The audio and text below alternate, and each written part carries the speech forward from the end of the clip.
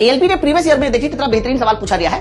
और ये सवाल 1999 का है। मैं मानता हूं कि 1999 में भी इतने बेहतरीन सवाल पूछे जाते। सवाल देखिए कितना है, 50 किलोग्राम का एक व्यक्ति रोटी की ऊर्जा जो कि 1 लाख कैलोरी ऊष्मा उत्पन्न करता है का उपयोग करके पहाड़ी में चढ़ता है। ठीक है, फिर आगे लेगा यदि उसका शरीर 30% दक्षता पे काम करे तो बताइए पहाड़ी पर कितना ऊपर चढ़ सकता है। बच्चों यहाँ पर सिंपल सा लॉजिक लगाना। लॉजिक ये कि उसके पास जो ऊर्जा थी रोटी के पास वो 1000 कैलोरी थी, लेकिन आपका शरीर सिर्फ 30% दक्षता पे काम करता है, यानी सिर्फ 30% ऊर्जा बनेगी तो 1000 का 30% 30,000 हो जाएगा। यानी आप जो अपनी ऊर्जा मान के चलना वो 30,000 कैलोरी मान के चलना। तो हम लोग कुछ नहीं करने वाले, सिर्फ और सिर्फ U बराबर mgh वाला फॉर्मूला इस्तेमाल करने वाले हैं। भाई एनर्जी की जगह पर आप सिर्फ और सिर्फ 30,000 कैलोरी रखोगे, लेकिन U बराबर mgh वाला जब भी कभी फॉर्मूला इस्तेमाल कीजिए तो U कैलोरी में नहीं होना चाहिए, जूल में होना चाहिए। तो 1 कैलोरी में कितना जूल होता है? 1 कैलोरी में होता है 4.2 जूल। द्रव्यमान कितना है? 50 किलोग्राम का है, G की वैल्यू 10 है और यहाँ से आप लोग H की वैल्यू को निकाल सकते हो। मतलब थोड़ा थोड़ा दिमाग लगाना था, उससे सवाल सॉल्व हो जाएगा।